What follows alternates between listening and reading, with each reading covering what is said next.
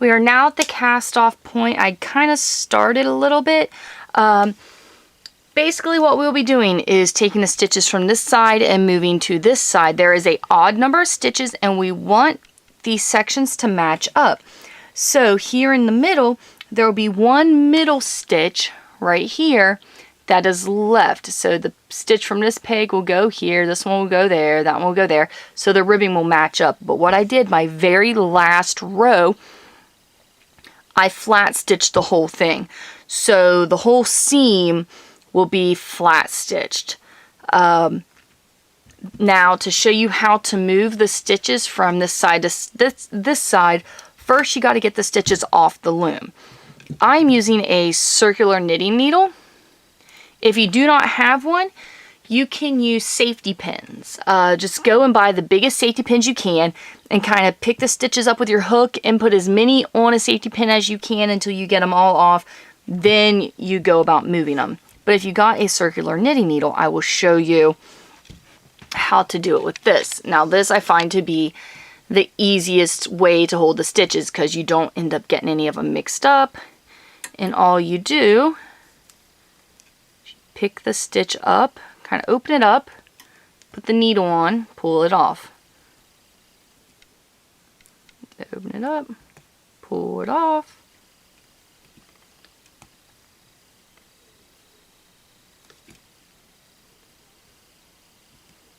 You do this until you're at your halfway point. Now if you're, oh, hold on. There we go.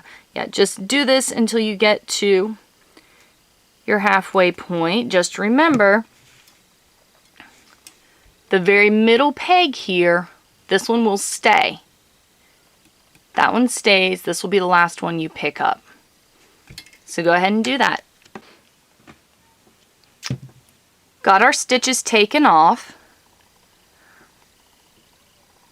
So what you want to do to put them back on is basically just make sure you got them in order and you'll put them on just in that same order. I'll show you with the first couple and then I will do the rest and then we will finish this cast off. Remember, this is in the middle of these three, so we don't want to use it. So you just pull them off one stitch at a time, whether it is, you know, little tapestry needles or you're using safety pins, which safety pins are kind of nice to use because then you don't lose stitches.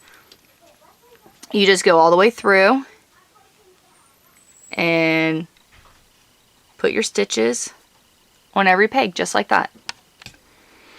Okay, so we have the 2 stitches on each peg. That last one just has 1. Now when you're doing this, if you find it hard to get the stitch on the peg, you may have it twisted. So if that happens, just twist it the other way, see if it makes it easier. Just be very, very careful because it's not fun to pick up drop stitches at this point in the game. Alright, now the cast off I'm doing is it's a Kitchener cast off. There are different forms you can do. This one tends to give the best result. And honestly, I don't know who came up with this, but it is wonderful. So what you do is you take your yarn, which should be coming from this peg here, because you don't cut it, at least not yet. You wrap it 3 times around the area you're working on. You can wrap it around the whole loom 3 times. It's better to have extra than not enough. And then you thread it through a tapestry needle. Couple things I kind of want to get in your head thinking about before we do this. The difference between a true knit stitch and a true purl stitch. A true purl stitch, the yarn is coming up from the bottom. So the yarn goes up through the stitch for a true purl stitch. A true knit stitch, the yarn goes down through the top. So knit goes down, purl goes up. And this is actually in sections. So you knit, knit, purl, purl, knit, knit, purl, purl through the whole thing. But you kind of go back and forth a bit. So I'm going to show you a good ways down. And hopefully with the combination of me showing you and the written directions in the PDF, which I'm not sure how I'm going to write this out yet, because that's going to be fun. Hopefully with the combination of both, you can do this without any problem and get a wonderful result. If after watching this, you find this just too hectic, what you can do, take the bottom loops over the tops and do a basic cast off. You will have like a crochet edge at the top of your hood though. Alright, so knit goes down. What we do is we will knit the first stitch, the bottom stitch on peg 1. And you don't want, okay, there we go. So we knit the bottom.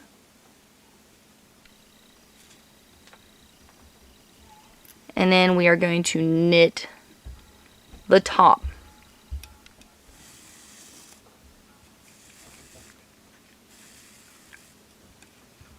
Alright, so we knit. Now we got to purl, which is coming up from the bottom. We're going to go to the next peg, purl the top.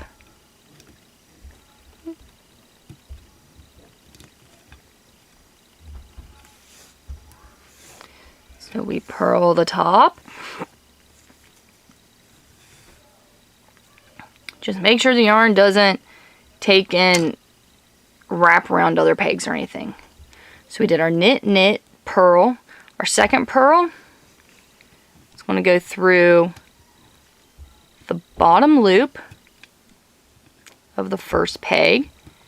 Now, if you find you're having trouble, my tapestry needle isn't quite as thick as it is not quite as thin as I should have picked. Because remember, purl goes up. So we knit, we purl, and we tighten.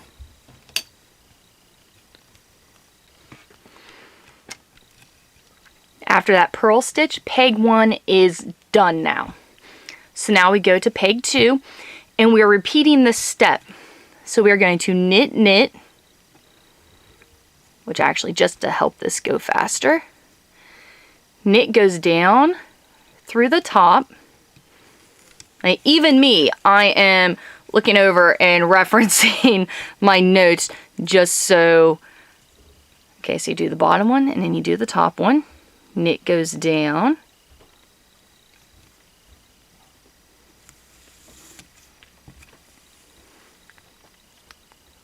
So we have our knit. I want to make sure we can tell the difference between these for now. We did our knit. Now we go to the next one. We purl the top. So that goes under.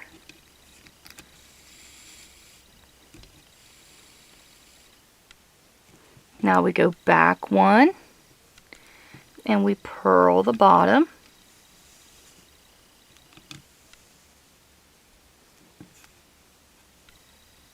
Kind of tighten that up.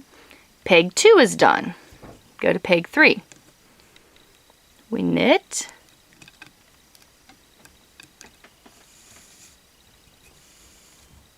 Just down through the top. Down through the top. Knit, knit bottom, knit top. Now we are going to purl the top of peg 4. And then we're going to go back and purl the bottom stitch on peg 3. Peg 3 is done. Now as you go, you should be able to kind of tighten up these stitches as you go. And I would suggest kind of tightening up before you do your cast off. So we got 1, 2, peg 3, we are on peg 4. Knit. And then we knit the top one.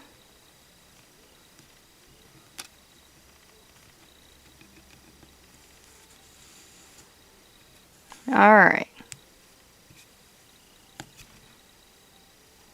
Now we're going to purl the top of the next one. Now your knits always land on the same peg, and your pearls are always separated between the two. Purl the bottom stitch of the previous peg. Now we keep going. Alright, I hope this is making sense. You do this to get to your last peg, and then I will show you what to do. I'm at the last 2 stitches. So, well, the last 2 pegs, I mean. We are at a knit, oops.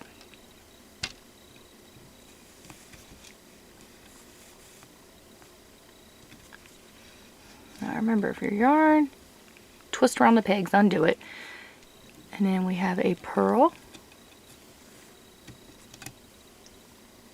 We go back, purl the one before.